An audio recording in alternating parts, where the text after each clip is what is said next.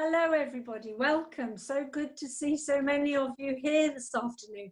Much better than going out because it's raining here, but anyway, welcome. Lovely to see you. I'd first like to ask our president, Kate Foley, to give us her speech of address. So over to you, Kate. Thank you. I hope I've unmuted. Yes, you have. Yes. Thank you, Fran, for your abracadabra fingers that have managed to get us all in here. So, welcome, poets. You'll know that a poem that's never read or heard is like a stone dropped down a well. So those who've come to listen and support are a necessary antiphonal note to the poem itself and part of its music. A special thanks to Rosemary Jones, who, as the Crabbe Poetry Competition Secretary, orchestrated the competition this year.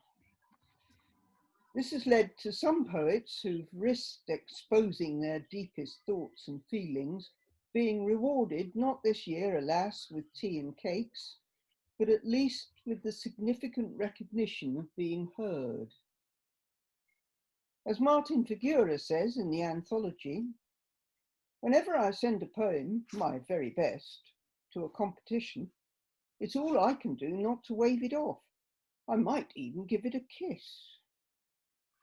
Thank you, Martin, for being with us and for the clear and penetrating nature of your judgments. You poets and poetry friends will hear the poems for yourselves and delight as I did in their particularity, tenderness, unexpectedness, humour and humanity, but also in Martin's perceptive comments. Sorry if I'm jumping the gun here, but he's about to be reported in 12 Rivers as saying, photographs are an arrangement within a physical frame and a moment opening the subject to close scrutiny, sometimes revealing new perspectives. Is this not, he asks, a fair description of what a poem's trying to do? Yes! And building the frame, catching the moment, finding the perspective are the essential arts and crafts of making a poem. And as I said earlier, the other essential is the reader, listener, who enables the unheard music to be heard. I won't welcome our wonderful, hard-working, dedicated committee members. After all, you've got to be here, haven't you? But all of us are aware of the hard work you do, and we thank you, especially for enabling, with the help of the great God, Zoom, this wonderful symphonic afternoon we're about to enjoy. So, thank you everyone and welcome.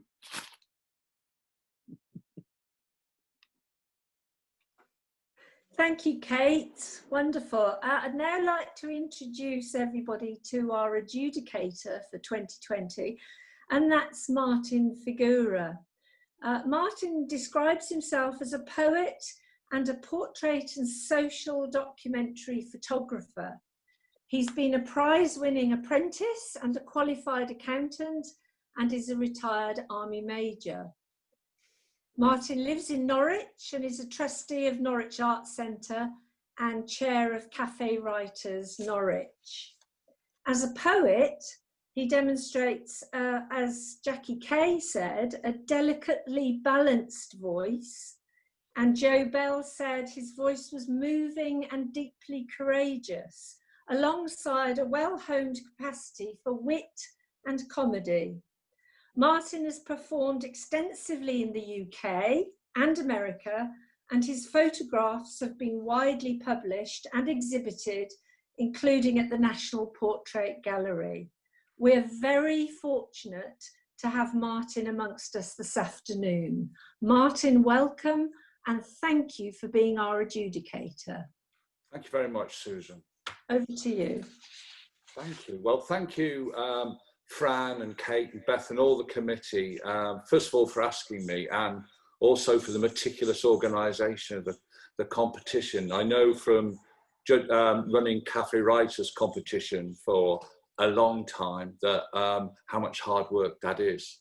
And I should say, Cafe Writers competition is now open for entries. Plug, plug, plug. And just because I didn't pick your poem, it doesn't mean that it won't win the Cafe Writers poetry competition, which is judged by Helen Ivory, who is here in the same house as me. Okay, so we all know that poetry's got a badly skewed reward to effort ratio, and its path is often littered with rejection. But it rewards us in many ways, the pleasure in expressing yourself and perhaps even making art from that experience. And my feeling that just as anything you do really, if you've written a poem and you can sit on your own in a room and be amazed that it came out of you, completely unexpected, you didn't know you had that in you, then I think that's kind of reward enough, and it doesn't matter what anybody else thinks about it. The other reward is that, is that if someone else is moved by what you've written, and if you're fortunate enough that, people will read it and you might get feedback or applause today, hopefully, those winners will feel that reward. And that's just a great thing, isn't it? To know that something that you've said, your own experience, you've managed to translate into something that might affect other people. Thank you, Martin. We're going to hear your adjudication in 3 batches. I should have mentioned that, shouldn't I? And we're going to go in reverse alphabetical order with the commended poems first. So if you would like to give your adjudication for Richard Whiting, Roger West, Margaret Seymour and Fran Reeder first, we'll hear them read and then we'll move on to the second batch. Is that okay with you? That's fine. I'm all right. And I don't know how many people have got the handsome anthology that's there, but you might be able to read as they go. So the first commended poets in reverse alphabetical order, we're going to start. I'll say something about all the little, all the poems. I won't say very much because we're here to hear poems. But so in this first batch, there is Richard Whiting, and he'll be reading With That Perfect Feeling. And this is a COVID poem, and there were lots of COVID poems, as you would expect. And Richard's, for me, was one of the best of those. Writing about immediate events is a really tricky business. And when I think people submitted in, I can't remember when it was it March or April or June, a while ago anyway, and things change, or do they? So it's a tricky business. Also, his poem draws on one of my favourite Neil Young songs, about the hurricane, which I have on 3 different Neil Young albums. So he kind of had an advantage there. Then we're going to have Roger West, who's got this enticing title of Titian Puts Down His Paintbrush and Picks Up His Guitar, which by happenstance perfectly follows Richard Whiting's poem. And this is kind of a weird thing happened as I was going through the order of things. If you could spend hours organising poems into the right, or poets into the right order, and it just kind of fell into place, which was a bit spooky.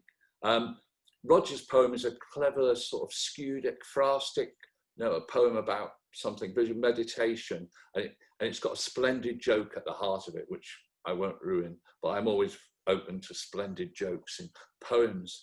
And after that, we'll get Margaret Seymour's Latin Lovers, which is the name of a poem and not a cabaret act or a confession on her part, I should say. But it does come with a surprising opening line, leading us into what goes on in Margaret's house and in her head. I'll say no more, you have to wait for the poem. And then the last one in this batch is Fran Reeder, who you've already met, and her poem's called Working Fresh Weft Over Old Warp. And this is also one message about theming things cleverly from poet to poet. And it's a clever metaphorical poem that manages to evoke both sort of fresh hope and while at the same time honouring the past. I'm going to shut up now. I'm going to mute myself and hand over to Richard to start us off. And then if you all just follow on when Richard's finished his poem and not forgotten to signal he's finished, we'll go on to the next one. Hopefully you can all remember the order. Thank you. That perfect feeling. The news bulletin disappears, its breath smelling of apocalypse. Even the sky seems sad, as if the seasons themselves were suspended. And then a brimstone flitters across a verge. Sun pulls apart the clouds as the first real warmth of spring settles on my face. Blue sky reveals two buzzards drawing circles, one around the other, cracking mews across the valley. The radio sends out a length of guitar to join them. The musician, seeming to follow their flight, picking out their progress along the frets, and they to mirror his mood, a synchronicity. The song is over. Two distant buzzards melt into cloud. The radio falls silent. I was dreaming, attending the only festival I shall catch this year. Up there, suspended, briefly, by a cord.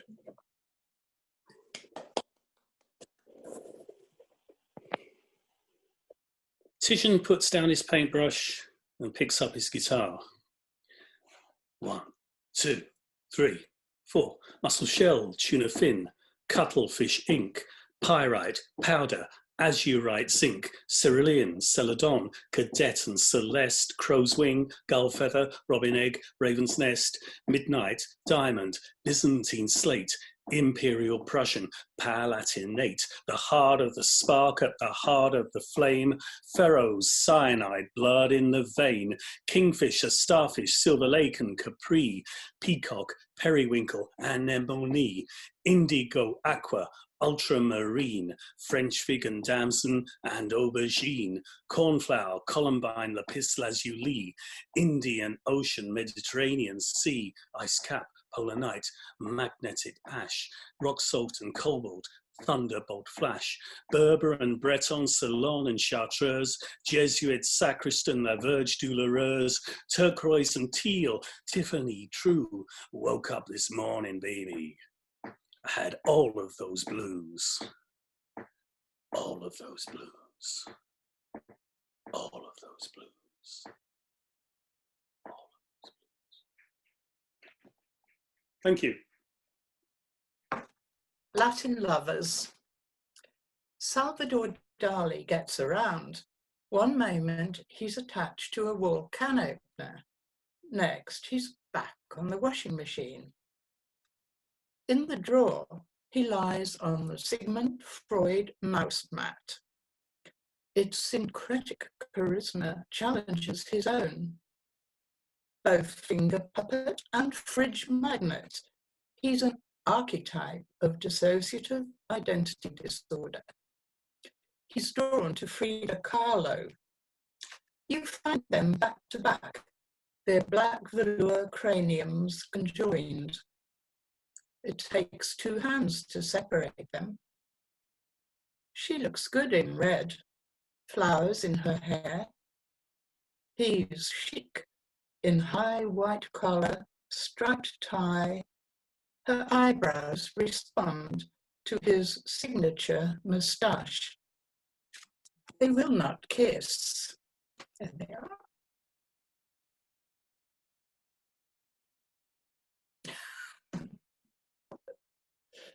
Hello, everybody. Welcome. Working fresh weft over old warp. I saved a tapestry from moth destruction the way one saves a soul. This is a quote from Louise Bourgeois' diary entry, November the 2nd, 1995.